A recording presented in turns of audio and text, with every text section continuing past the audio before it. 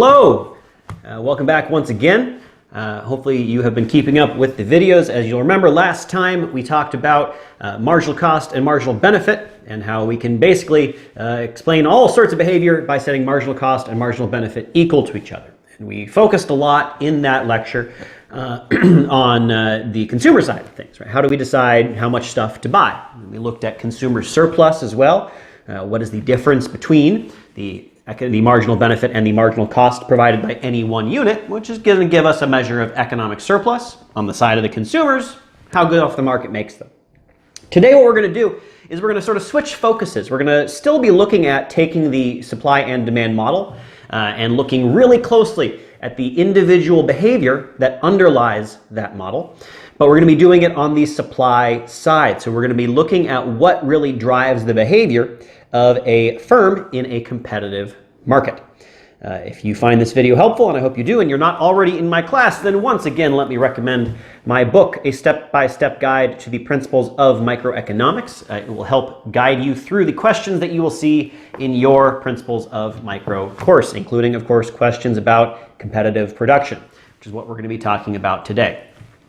So let's get going. Let's get started. So first, we're going to remember what we're talking about when we're talking about supply, right? What is supply? Supply is the relationship between price and quantity supply. Given a particular price and the supply curve, I can tell you from that supply curve how many units the suppliers want to make and sell in that market, right? That's what supply is. Now, and as we mentioned before, that supply curve is made up of a whole bunch of individual little tiny suppliers. So many suppliers along that supply curve, each one taking up just one little dot on that supply curve. You have to zoom way in to even see that they're there. We've also mentioned that on the supply curve, we know that that supply curve represents the marginal cost of production, which we've just sort of had as a given. We've just sort of said, well, here's the marginal cost of production. We know that the marginal cost of production for this unit is this amount because that's what we see on the supply curve. But we need to, in order to really understand what's going on here, we need to get underneath and we need to figure out what is actually going into each of those decisions. And we know that it's going to be driven by marginal cost equal marginal benefit, but what does that actually mean in this context? So let's go back to the question, what would we have to offer you as a supplier to get you to produce a unit, right? So we know that the supply curve measures the number of units produced at a given price. And we have to ask the question of, well, why does that price get that producer to make that unit, right? What do we have to do to encourage a producer to supply a unit? What are they actually trying to do? How are they doing it? And what are they doing? So those are the questions that we're going to be focusing on. Now, the basic idea that we have for explaining why a producer does this is that they're following the cost-benefit principle, right? A supplier is going to provide a unit of the good if providing that unit of the good means that the benefits for doing so, for providing that unit, exceed the costs. Pretty simple stuff, right? They're following the cost-benefit principle. Now, this takes us back to choosing marginal benefit equals marginal cost. As we talked about last time, the following the cost-benefit principle is the same thing as saying that we want to set marginal benefits equal to marginal costs. And as we discussed last time, we know what the marginal benefit is for a supplier. Right? It's the price. You sell another unit of the good, you get the price. So we know what's going on with marginal benefit. So if we want to understand what's really going on with suppliers, we can sort of ignore for now the rather simple part of what the marginal benefit is, it's the price, and focus on the more complex part of the costs. So we're going to focus on costs today and how costs work. So let's start with a basic example of supply. And this is pretty similar to some of the other examples you might have seen before, but what I want you to be a provider. I want you to be a seller, and I want you to think about what it would take to get you to provide a unit of the good. After all, that is what we're doing here. So what I have here is a picture of some shelves. This is a shelving unit that comes from IKEA. Buying this particular shelving unit in a box, unassembled, cost $50. And what I want to know is, what would I have to pay you to get you to go to IKEA, get yourself to IKEA, right? Buy these shelves, come back, assemble them, and give them to me. Okay, that's all those are the things that you have to do. Now remember that buying the shelves themselves costs $50, and you got to get yourself to IKEA somehow. Depending where you're watching this from, that could be a rather short trip or that could be a rather long trip. You're going to have to assemble the shelves, and some of you might be really good at that, and some of you might not be good at that at all. And additionally, you have to take time off in order to do this, right? Whatever else you were going to do with that time, you are no longer going to do it. Instead, you are going to make me some shelves. So the question is, how much would I have to pay you in order to get you to provide for me a unit of shelving? Just think about that for a minute and write down your answer. Think about it, and let's see what we got. So first of all, I'm probably guessing that you did not write down a number less than $50, right? It'd be kind of silly if you did, because that would mean that you would get yourself to IKEA, come back, assemble the shelves and everything, give it to me, and end up with less money than you started with because you had to pay $50 for this shelving unit to begin with, right? So you probably didn't pick a number below that, at least unless you misunderstood what question I was asking. You probably didn't pick exactly $50 either. Now that would be enough to cover your costs, right? But it would not be enough to cover your transportation. So we got to add in that too. You probably also did not write down the exact number of dollars that it would take to get you to and from IKEA plus $50, because you value your time as well, right? You have to take time off from your other activities in order to provide a unit of this good, in order to take the time to go to IKEA and back, and to sit on a floor somewhere with a little Allen wrench putting the shelving together. So what went in to that price that you required, that you are not willing to provide this shelving unit to me until I offer you that price? What went into it? So the costs that you're facing, right, the costs that you have to cover are going to be your marginal cost, the marginal cost of production, right? And when I offer you enough money to cover your marginal costs of production, that should be enough to get you to go and get me some shelving units and construct it for me and bring it back. And that marginal cost is going to include a lot of factors. So first of all, it's going to include some of the things that we already talked about. It's going to include the direct costs of production. So those are things like actually paying $50 for the shelves. It's going to include things like getting yourself to and from IKEA, right? The cost of transportation. Those are the direct costs. Those are things that actually happen. In addition, I have to pay you for your indirect costs, right? Indirect costs are also a part of your costs of production. So I don't just have to pay you to, buy the shelves and get yourself there and back. I also have to pay you to not spend time doing whatever else you would have done if you weren't busy making me shelves. All right, so there's two aspects to the costs that I have to cover for you in order to get you to do this. And both of these things are part of your cost. And so when we start thinking about supplier costs and what the marginal cost is on that supply curve, we're going to have to think about both direct and indirect costs. And if you're a regular supplier, that's going to be really important to figure out what these costs are so we can know at what point you're going to be able to profitably provide a unit of the good. So we've got this idea of what we're getting at with costs. And we know that we can break it down in terms of direct and indirect, but we're going to break it down a little bit more, okay? We're going to break down all of the costs that we face into different types of costs. And this is going to give us a bit of a better idea of what firms are actually trying to do. So we're going to start with this concept called total cost. So total cost is the total cost of everything that you have to pay in order to provide a certain number of units of the good. So in the case of the shelving, I was only asking you to make one unit, so it would just be all the costs that go into making one unit. But let's say you're not making shelves anymore. Let's say you're making chairs, and you're thinking about running a factory that makes 5,000 chairs a day. Okay, the total cost would be all the costs that you pay for making all 5,000 chairs. That's total cost. Pretty simple, straightforward idea. It's just all the costs. Total costs. I don't know why I even have to keep repeating it so much. And of course, that total cost includes both the direct and indirect costs, as we mentioned, right? It's going to include those opportunity costs. If you're running that chair factory, you are effectively paying the opportunity cost of not deciding to shut down your chair factory and turn it into a table factory instead. So we're going to include that opportunity cost of what you could do instead but are not doing in the indirect costs, those opportunity costs. All right?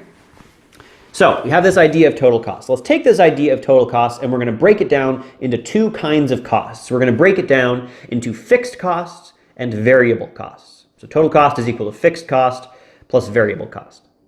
You might have noticed, by the way, at this point, we're starting to get a little mathy. This lecture is going to be pretty mathy. There's going to be a lot of math that goes into it, but believe me, that's going to come out to be useful in the end. So we're breaking down total costs into fixed costs and variable costs. What are these? Fixed costs are the costs that you pay no matter how much you produce. You're sort of stuck with them, whether you end up making a lot or making a little. As long as you're open for business, you simply have to pay for them. You can't avoid them. If you wanted to avoid them, you might have to, in the long run, if you have a long time, you could, shut down your business or something like that. Or you could, get more efficient machinery, but it's going to take you a while to do that. Fixed costs, again, doesn't matter how much you produce, you have to pay them. Now, these are things like, say, rent or machinery that you've got on the floor that you can't change. So again, let's think about our chair factory. And so that's going to include a couple of fixed costs. We have our factory. It's full of chair making equipment. And if we make one chair, we still got to pay rent. We still got to pay the electricity bill. If we make 1,000 chairs, we're still paying rent. We're still paying the electricity bill. We're still having those, we've still bought those machines that make chairs that are sitting out on the floor of the factory. Those are fixed costs. If we make one chair, we have to pay them. If we make 1,000,000 chairs, we have to pay them. So it's a cost that is not related to the actual number of units that you are making. And this, of course, includes the opportunity cost of, like I said, not shutting down your chair factory and making a table factory instead. Okay. That opportunity cost is going to be there whether you make one chair or 1,000 chairs. So again, fixed costs, these are costs that are unrelated to the number of units that you actually make. All right?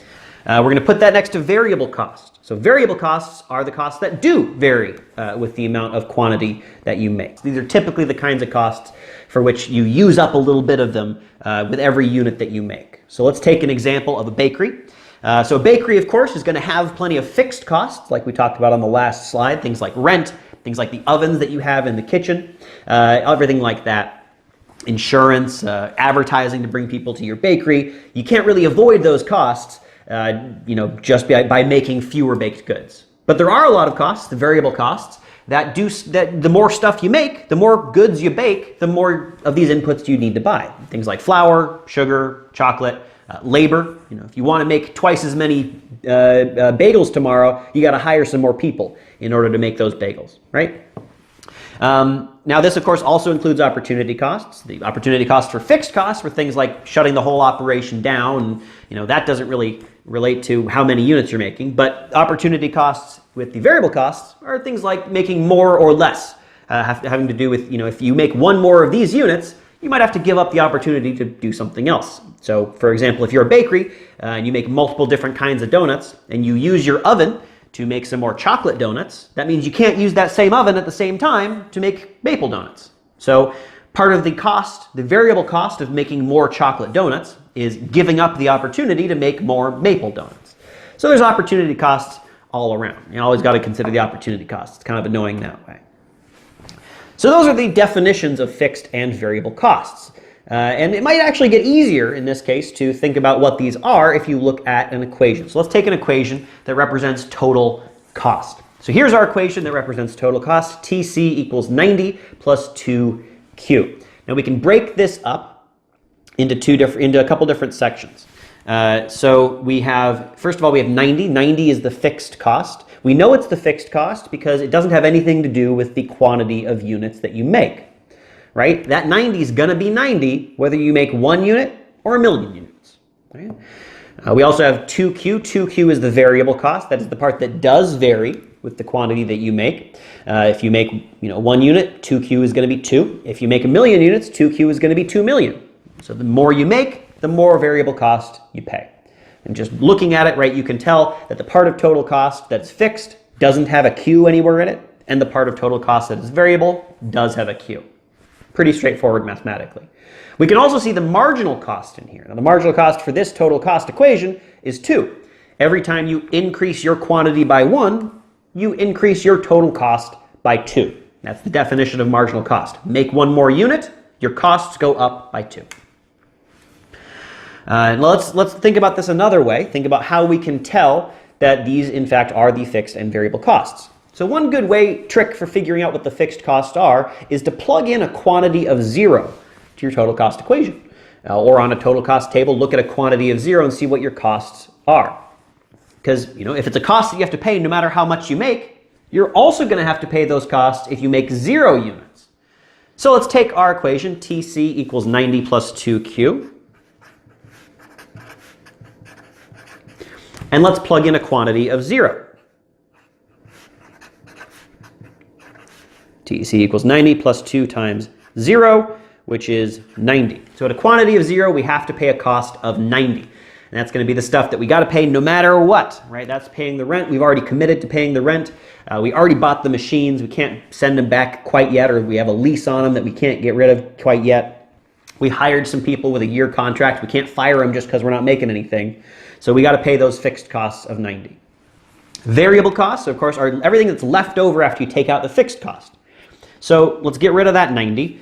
If we get rid of our fixed cost, we are, of course, going to be left with our variable cost, VC, of 2Q, right? Because we just took out the fixed cost of 90. What's left over is our variable cost. This is the stuff that does vary with our quantity. We can see that it's variable. We can plug in different quantities, and we can see that it changes, right? If we plug in a quantity of, let's say, 2, we can see that it would be 2 times 2, which is 4. If we plug in a quantity of 1,000, we can see that it's 2 times 1,000, which is 2,000. Right, so we can see that this does vary with the quantity, so it is a variable cost. We can also see that the marginal cost that we got is also correct by comparing the cost at 2 different quantities. Because remember, marginal cost is the additional cost that you get by producing 1 more unit. So by changing the quantity by 1, we should see how our costs change. That is our marginal cost, the cost that changes as we change our quantity by 1. So let's plug in 2 different quantities. Let's plug in a quantity of 100, and let's plug in a quantity of 101. So a quantity of 100, our total cost is 90 plus 2 times 100, or 90 plus 200, or 290. At a quantity of 101, our total cost is 90 plus 2 times 101, which is 90 plus 202, or 292. The difference between these two is 292 minus 290, or 2. So that is going to be our marginal cost, right? It's the additional cost that we paid because we increased our quantity by 1. All right, that's the basic idea of what's going on with costs. So we've got costs down, and we can think about, well, what are firms actually going to do with this, right? Why do we care all about these costs so much? What are they actually going to make out of it? Or are we just sort of, twiddling our thumbs and playing around with math? Not that there's anything wrong with twiddling our thumbs and playing around with math. It is a very honorable activity. But we are a firm here, and what a firm is trying to do is maximize profits. That is the goal that a firm has. And we care about these costs because costs are a part of profits. The higher your costs are, if the rest of it doesn't change, then the lower your profits are going to be. And as a firm, you don't like that, right? So the key question is, how can a firm choose its quantity in such a way that it maximizes its profit? We want to maximize profit. The only thing we really have to play around with is Q. It's our quantity. That's the lever that we have to pull. We can choose to produce a lot. We can choose to produce a little. Now remember, we can't change the price. We're talking about competitive markets here. Everyone is a price taker. There's so many suppliers out there that you really have no control over the price whatsoever. If you tried to charge more than everybody else, everyone would just go to your competitors. If you charge less than anybody else, you could do that, but why bother? You could just charge the same amount as everybody else and make more money. All right? So we're a price taker. We can't change P. All we can change is Q. So how do we choose Q to maximize our quantity, or maximize our profit? To figure that out, we're going to have to write down what profit actually is. So profit is equal to total revenue minus total cost. What you take in, total revenue, minus what you send out, total cost. Now total revenue is, of course, all the money coming in. It's what you make by selling your good. This is equal to price times quantity, right? You sell Q units. You make a price of P on each of them. So in total, the money that you earn is P times Q. Total cost is all the costs that you spend producing what you sell, and that includes both the direct and indirect costs. which is an important distinction, right? We've already mentioned that total costs include the indirect costs. We mentioned that a couple times, right? But the important distinction here is that it means that this profit right here is not the same as the kind of profit that you would learn about in an accounting class, called accounting profit, right? In accounting class, what's your profit? Well, it's the money that you take in minus the money that goes out, right? So if you have a business and your business is making $8 million a year and it's spending $2 million a year, your profit is $6 million, your accounting profit. However, economists also care about the indirect costs, right? We care about your opportunity costs. We care about your alternative.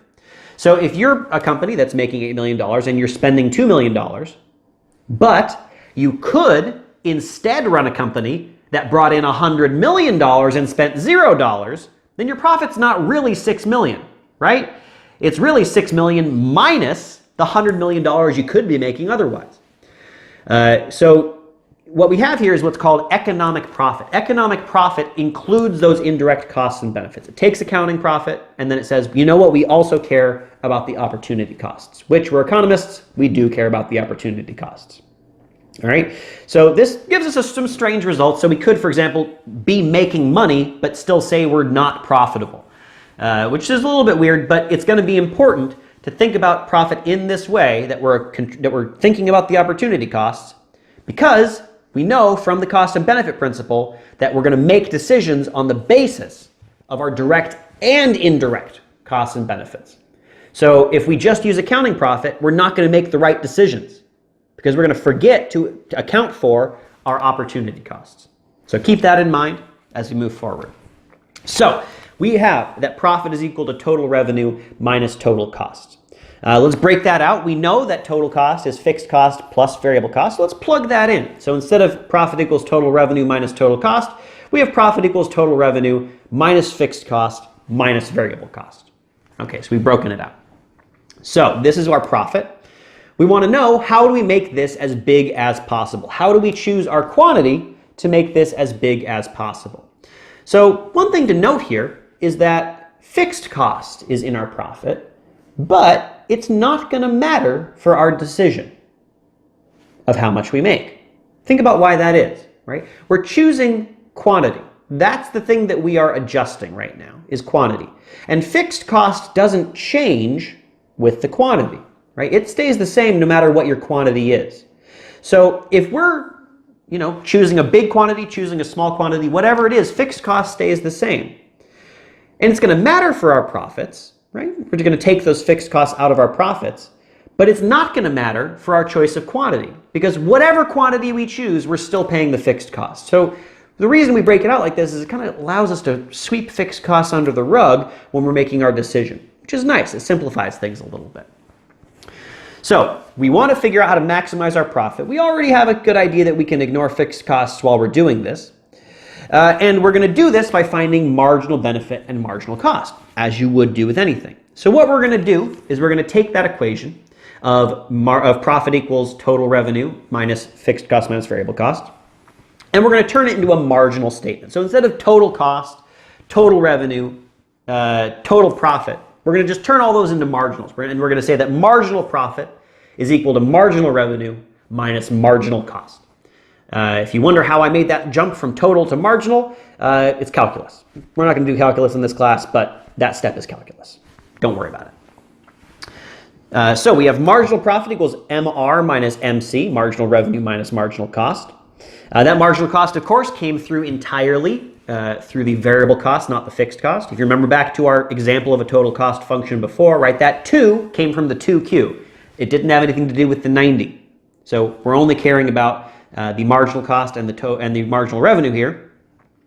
Now, how are we going to figure out how to maximize profit based on this? Well, we can notice that when our profit is going to be maximized, marginal profit will be 0. Again, if you have calculus, you can see where that came from. But if you're not a calculus person, think about why this is. First of all, imagine that your marginal profit is positive. Okay? What that means is that if you increase your quantity, you'll increase your profit. So increase your quantity, why don't you? Clearly, you have not yet maximized your profit if you can keep increasing it. What about if marginal profit is negative? Well, if marginal profit is negative, that means that you can increase your profit by decreasing your quantity. And if you can increase your profit by decreasing your quantity, well, then clearly you haven't picked the right quantity yet. So we know that we're going to be maximizing our profit at the point where marginal profit is equal to 0. So we're going to plug that in. Marginal profit is equal to 0. And since marginal profit equals marginal revenue minus marginal cost, we get 0 equals marginal revenue minus marginal cost. We add marginal cost to both sides and we get marginal revenue equals marginal cost. That is the rule for maximizing profit. You might notice that this looks a lot like marginal benefit equals marginal cost. That's not an accident. It shows up everywhere. It explains everything. Okay? So this is how a firm maximizes their profit. They set marginal revenue equal to marginal cost. Next, we have this idea of marginal revenue equals marginal cost. And this, by the way, is going to explain how all firms maximize their profit, not just the ones in competitive markets.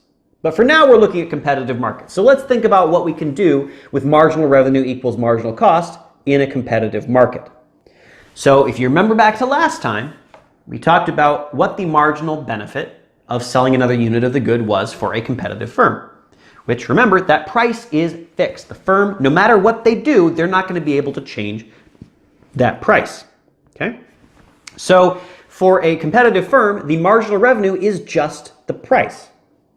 As simple as that. You sell another unit of the good, you get paid the price. So your revenue went up by the price.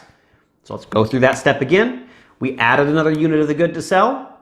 Our revenues went up by the price. And so our marginal revenue, our revenue from one more unit of the good being sold, is the price.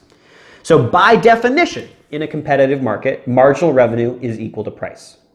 Okay, so by definition, marginal revenue is equal to the price. We want to maximize our profit by setting marginal revenue equal to marginal cost. And we know what marginal revenue is. It's the price. So we substitute that in and we get that we're going to maximize our profit by setting price equal to marginal cost. So whatever our marginal cost looks like, we know that we're going to want to select the quantity at which price equals marginal cost. That is how we maximize profit. And by the way, since marginal cost is a function of quantity, this means that this basically gives us the supply curve. Just like we had that marginal benefit equation last time and it gave us the demand curve, this time we've got a relationship between price and quantity supplied, and that gives us the supply curve. This is where the supply curve comes from. All right, so we have our process of maximizing profit. Let's take it and let's put it on a graph. Okay, and this graph is going to help us do a couple of things. It's going to make it a little bit more clear. It's going to make it a little bit easier to see what's going on, and it's going to give us a couple extra little bonus things as well. So what do we need to make this graph work? Well, we're going to need costs, we're going to need price, and we're going to need to figure out how to maximize our profit on that graph, right? How can we represent this whole process of maximizing profit on a graph? So we're going to start out by graphing our marginal cost. So I'm going to draw a marginal cost on these set of axes. I'm going to have quantity on the x-axis still.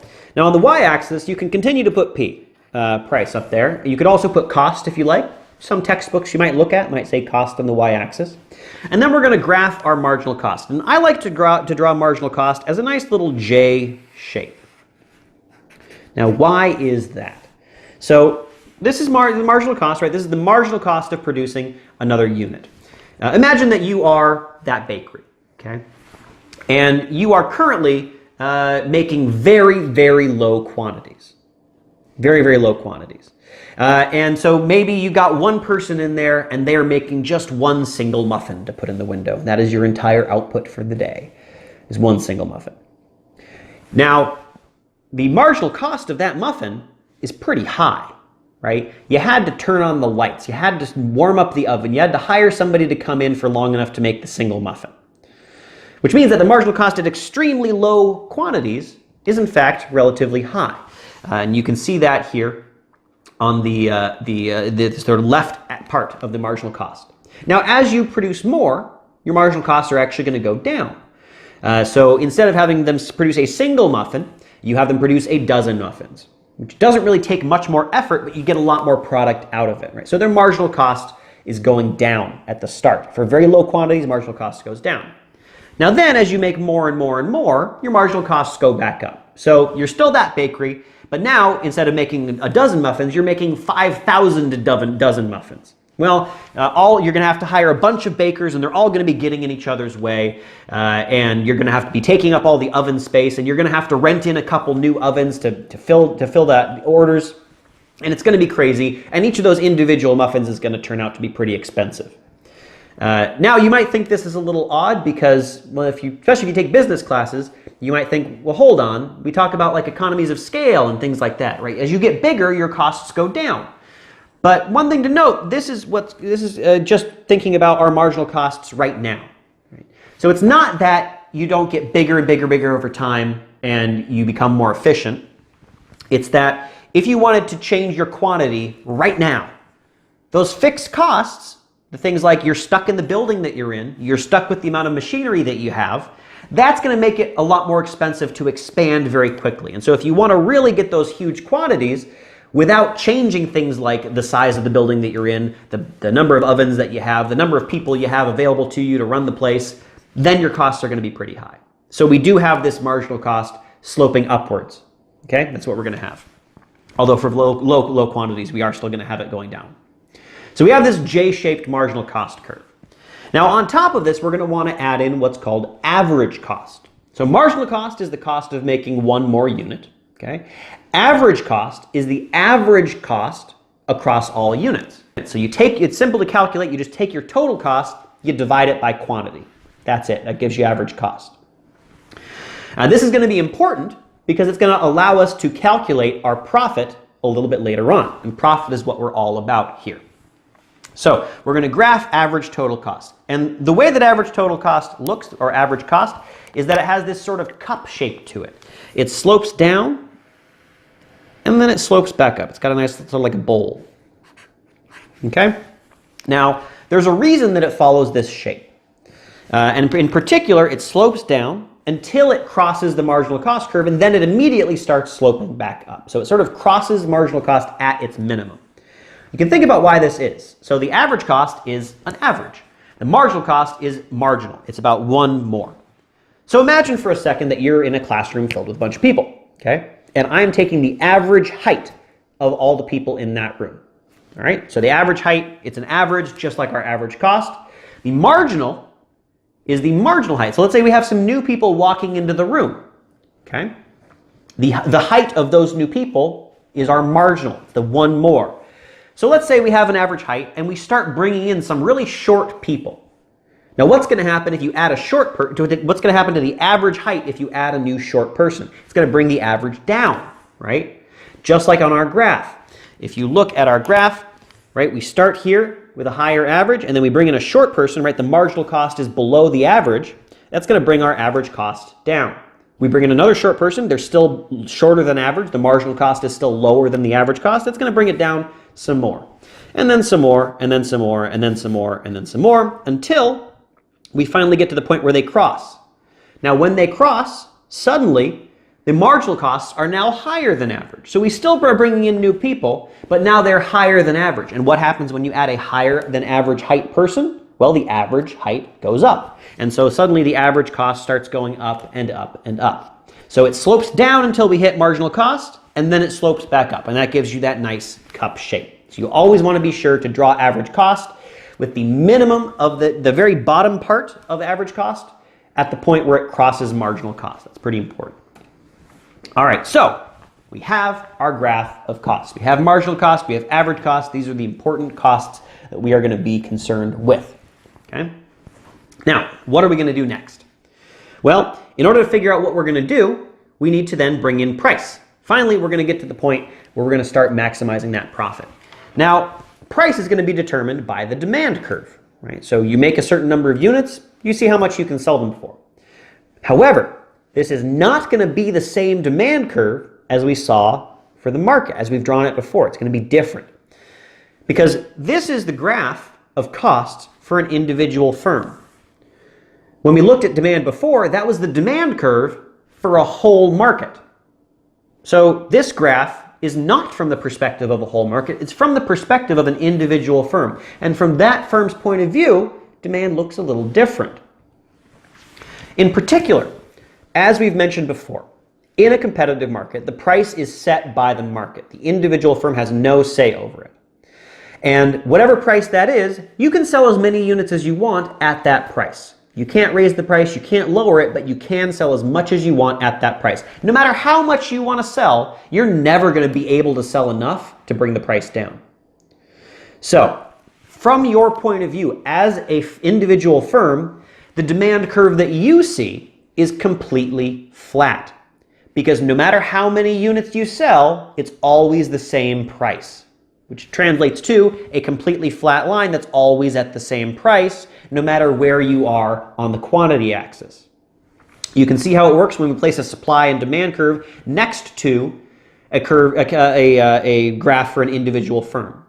The market supply and market demand together will determine what the market price is. We follow that over, and that gives us the demand curve as seen by an individual seller, and it's completely flat.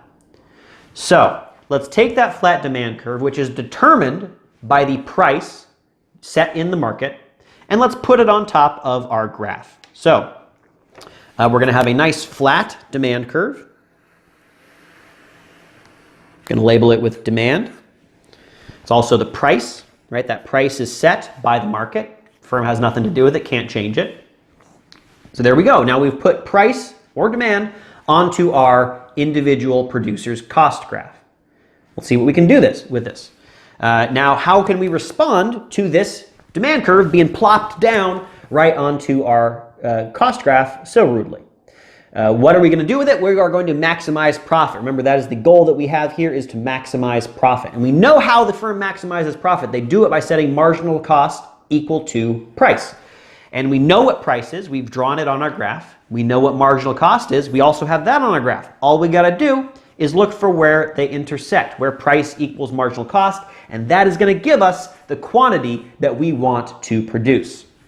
So we are going to look at our graph. We're going to follow along with the price until we hit marginal cost, and that is the point at which we are going to produce. We are going to choose to produce that quantity. I'm going to put Q star there to indicate that that is the optimal quantity that we can choose. That is the quantity that maximizes our profit.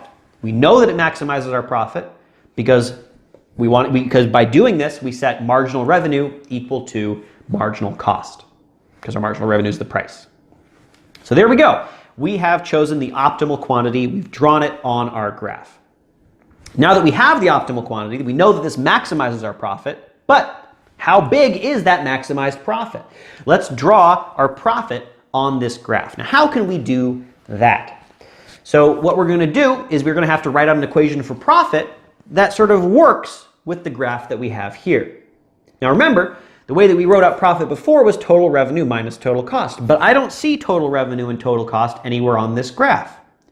So what we're going to do instead is we're going to convert that equation. So what I'm going to do is I'm going to start by writing out our equation for profit. So we have profit is equal to total revenue minus total cost. Okay? So then I'm going to split up total revenue. So total revenue, as we mentioned before, is price times quantity. Okay? How about total cost? Well, all I'm going to do is I'm going to take total cost and I'm going to multiply it by Q and divide it by Q at the same time. Right? That doesn't actually change it. I'm just multiplying by 1, basically. Q divided by Q is 1, so I'm going to multiply it by 1. So I got Q over Q times total cost. Now, if you remember, total cost divided by quantity is average cost, right? It's the total cost averaged over all the units. So we have price times quantity minus quantity times average cost, right? I took total cost divided by Q, and I turned it into average cost. Now you'll notice that I have a Q in both of these. I'm going to factor that Q out, going back to our algebra, huh? So we're going to have Q times, and then in parentheses, price minus average cost. Remember, we started with profit, so this is profit. So our profit is quantity times, in parentheses, price minus average cost. Now this is going to be handy for a couple of reasons. For one, we can immediately know whether or not this firm is making a profit, because we can just look at price minus average cost. If the price is above average cost, we're making a profit. If the price is below average cost, we're making a loss. If the price is exactly equal to average cost, then this whole thing turns to zero. We make zero profit. The other reason why this is nice is because this demonstrates graphically that profit is going to be a box for us on this graph. It's going to be a box with a width of Q, and it's going to be a box with a height of price minus average total cost. So if we can draw a box with a width of Q and a height of price minus average total cost, then we're going to have our representation of profit on our graph. So let's go back to our graph that we have.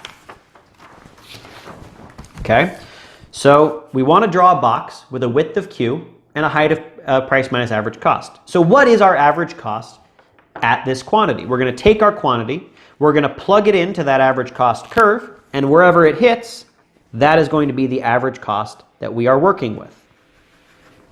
You'll already notice this is forming a box. That box is going to have a width of Q. It's going to go from 0 to Q with the quantity axis, and it's going to have a height of price minus average cost. It's going to go from price to average cost on the y-axis, and I'm going to shade in this whole profit box. I'm going to label it profit. Right? We have a box. It's got a width of Q. It's got a height of price minus average cost. That is how we draw an individual firm's costs, and how we find their optimal quantity, and how we calculate their profit on this graphically. Now the other nice thing about this, as I mentioned before, is that we can immediately know by looking at price and average cost whether this firm is making a profit or not, which is going to have some handy things to do with it. If we draw out these curves, and you'll notice that, well, we know, given a price, what our average cost is going to be. We can just follow that price over until we hit marginal cost, and then we can follow it down to our average cost. Which means that we can split up our graph into 3 different regions. So I'm going to draw another set of axes with our marginal cost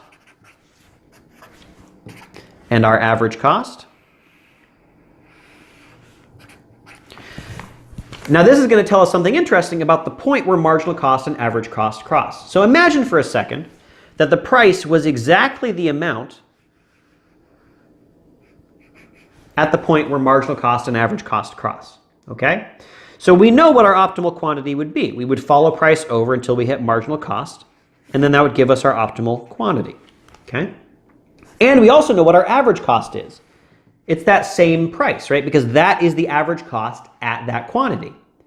So what do we have? If price is equal to average cost, 0 profit, right? Because our profit is quantity times price minus average cost. If price is the same as average cost, we get 0 there, so the whole profit is 0. We get no profit. Now remember, this is economic profit, not accounting profit. We could still be taking home some money, but not any more money than we would if we did something else. Okay? But we get 0 profit. This also means that if we have a price that is above that point, we know that we're going to make a profit. Right? Think about this range right here. If we have a price above that 0 profit point, then you can see that if you follow that whatever price you pick there over, you're going to hit a quantity, or you're going to hit marginal cost at a quantity where you have to go down to get to average cost. Well, if you have to go down from price to get to average cost, that means that price is greater than average cost, so you're making a positive profit.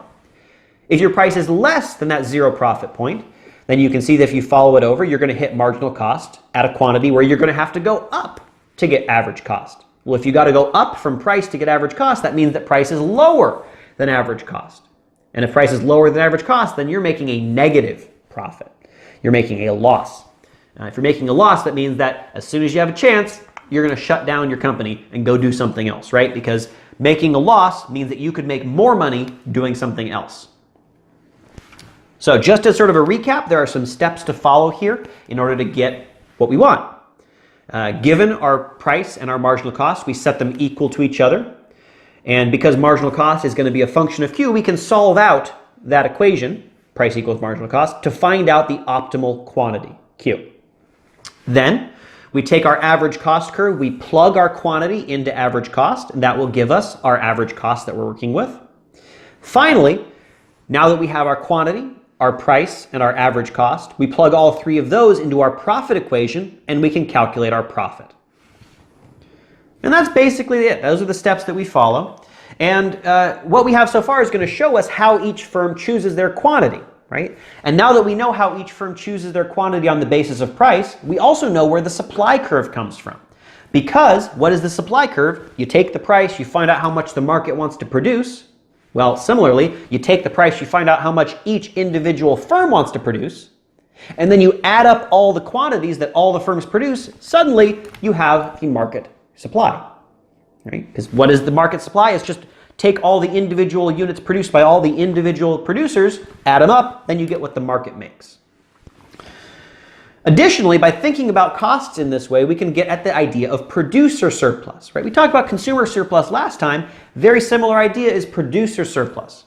Whereas consumer surplus was between demand and the price, here producer surplus is between supply and the price. It's the difference between the marginal benefit that they receive, their marginal revenue, that price, and the marginal cost that they had to pay to make the unit, which is represented by the supply curve. So, we've got this idea of how individual firms behave. We've taken that idea of how individual firms behave. We figured out how they maximize their profit, how they choose a quantity to maximize their profit. That quantity that they choose goes in and is lumped in with the quantities from all the other firms, and you get the market quantity supplied. Just to sort of close us out, let's work through a mathematical example of what we've been doing graphically. So, we're going to have a given marginal cost. So I'm going to say that marginal cost for this particular firm is 10 times Q. Okay? So the first unit costs them 10 to produce, the second unit costs them 20, the third unit costs them 30, and so on. We're also going to say that the total cost is going to be 50 plus 5Q squared. Now, quick, what's the fixed cost here? It's going to be 50. What is the variable cost here? It's going to be 5Q squared. Okay? Next, we're going to say that the market has determined that the price in this market is 100. So, let's think about what the firm is going to do. We're going to follow our steps. So first, we're going to set price equal to marginal cost. We know that that is going to be how the firm maximizes its profit. We're going to plug in our equation for marginal cost. Price equals 10 times Q now. We also know that our price is 100, so we have 100 equals 10 times Q. We can then divide each side by 10, and we get that 10 equals Q. That's our Q star. That's the optimal quantity that we can produce. Then we go to step 2. We're going to take that quantity and we're going to find out what our average cost is. Now, I haven't given an average cost function here, but it's not difficult to find. All we got to do is take total cost and divide it by Q. That's the definition of average cost. So don't forget to put in the entire total cost up there. We want to do our fractions properly. So our average cost is going to be 50 plus 5Q squared up top divided by Q, which if we break this out is going to be 50 divided by Q plus 5Q squared divided by Q. These Q's are going to cancel out, and we're going to end up with an average cost of 50 divided by Q plus 5Q. Okay? Now, we need to plug in the quantity that we have, so we're going to do that. So our average cost is 50 divided by Q. Q is 10. Plus 5Q. Q is 10. And so our average cost is 5 plus 50, or 55. So there's our average cost. Now we have our price, we have our quantity, we have our average cost. We can calculate profit. Profit is, of course, quantity times price minus average total cost. We plug everything in. That's going to be 10 times our price of 100 minus our average cost of 55. That's going to be 10 times 45, or 450. So this firm is making a profit of 450, meaning they're making 450 more than if they shut everything down and went and did the next best thing that they could. All right, that's it. We have now covered the individual firm's production model, This is going to be very useful for both thinking about where that supply curve comes from, what's happening under the foot of that supply curve, but also, as you might have guessed a little bit earlier, we can take this same idea of marginal revenue equals marginal cost and use it to explain firms that are not in competitive markets, which is going to come in handy pretty soon. So I hope you'll stick around long enough for that. Thank you very much for watching. Thank you, and I will see you next time.